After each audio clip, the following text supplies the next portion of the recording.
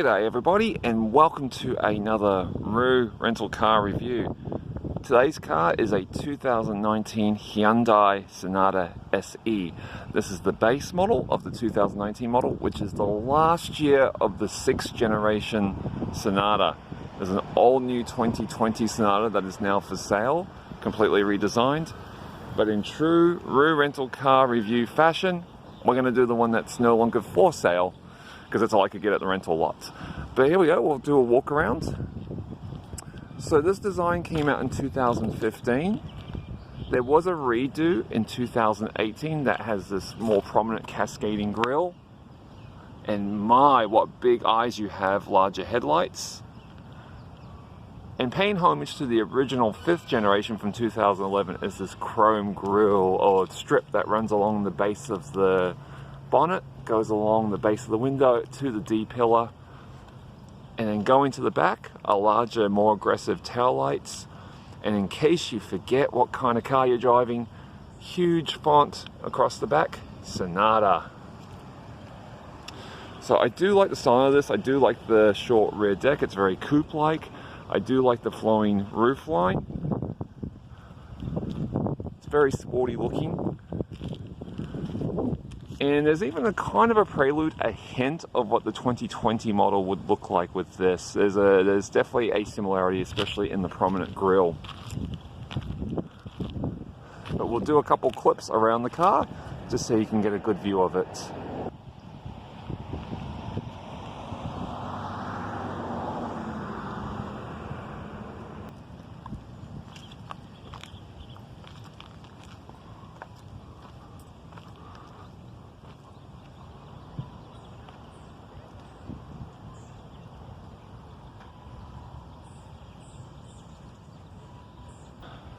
And now that we've had a look at the outside, we'll go ahead and open up. Here's our key right here. And we'll have a look inside the Hyundai Sonata.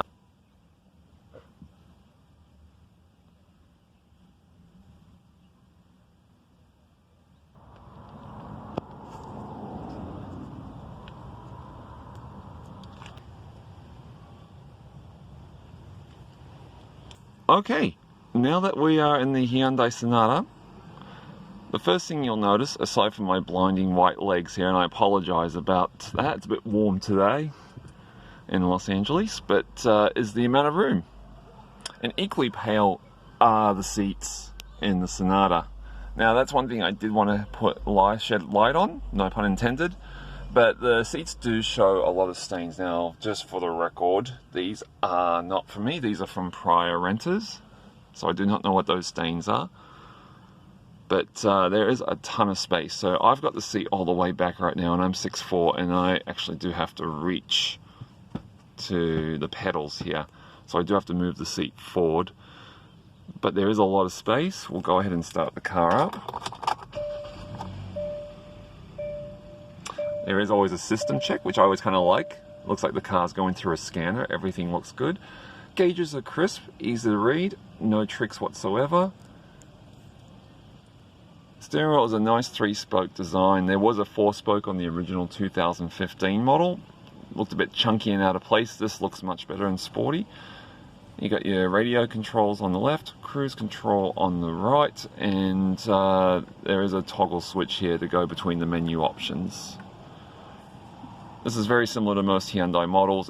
It's easy to use, there's no tricks, it's not difficult at all. Down below we've got our blind spot monitoring alerts that we can activate. Now that is now standard on the Sonata. It used to be optional. And you got your controls also for traction control, the rear trunk, and the fuel as well.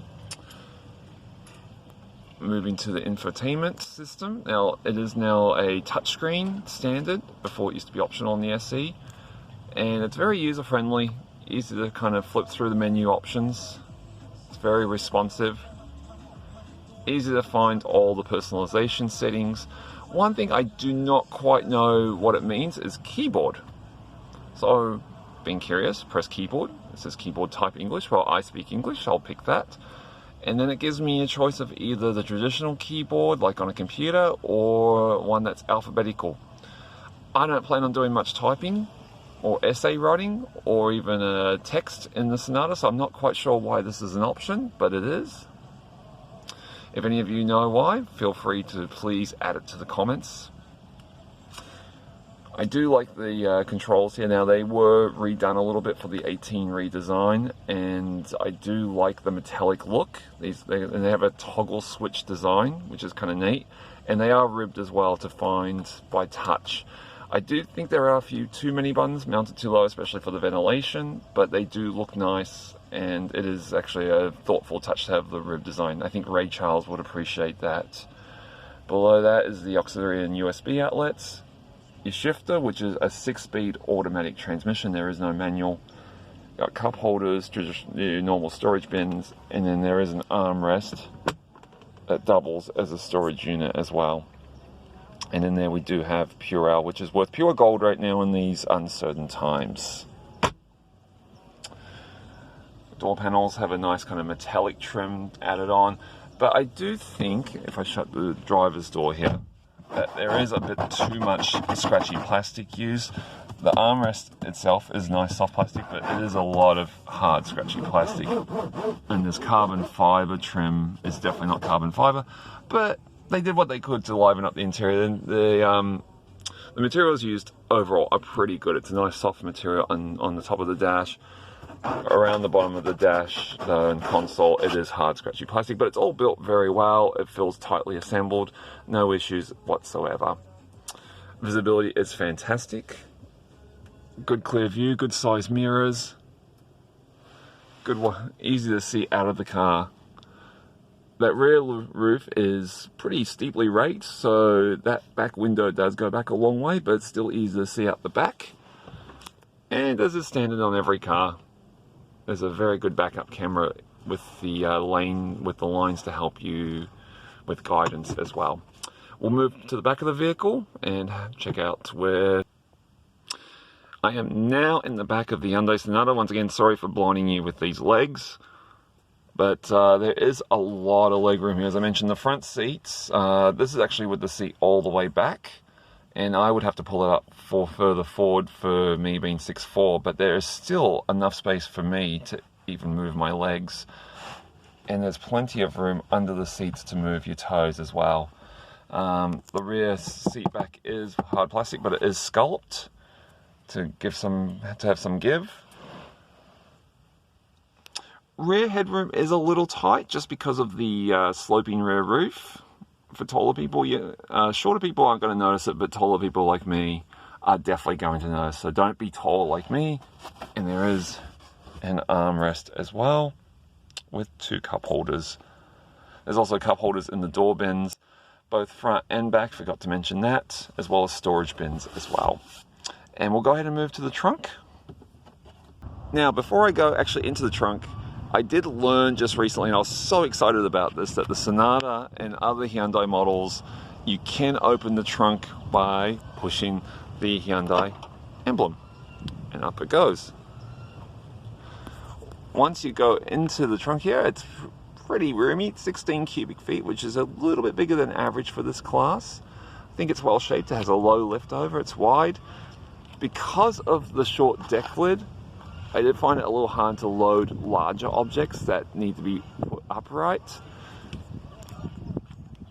Under the storage area here is a spare tire, which Hyundai used to be very hesitant on giving us that, and now they've changed their mind, so I'm always thankful to see that. One other thing I've noticed after having this for about a week is that there's no grab handle to pull the trunk down. You do have to get the outside of it to pull it down, which can get your fingers dirty and also put fingerprints all over the back of the car. So, like so. Alright, and we'll move along to the engine. Alright, and here is the engine for the base model Sonata. It is a 2.4 litre 4-cylinder engine, It's got direct injection, it's an all aluminium unit, and it develops 185 horsepower, which may not sound like a lot, but for a car this size, it's more than sufficient.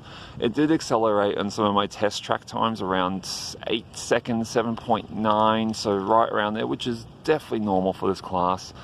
But no, good engine, very fuel efficient too. We've averaged 37 miles per gallon day-to-day driving, got up to 43 on a highway run, which is fantastic for a full-size car. So there it is, 2019 Hyundai Sonata. These start off at around $23,000. This being the base model is the price for it. Now, there are probably tons of rebates right now, as Hyundai is probably trying to clear the last of these with the new 2020 model. But overall, it does everything a family car should. It's roomy, it's comfortable, it performs well on the road, it's refined, there's very few complaints about it. And thank you for watching. I will see you on the next Roo rental car review.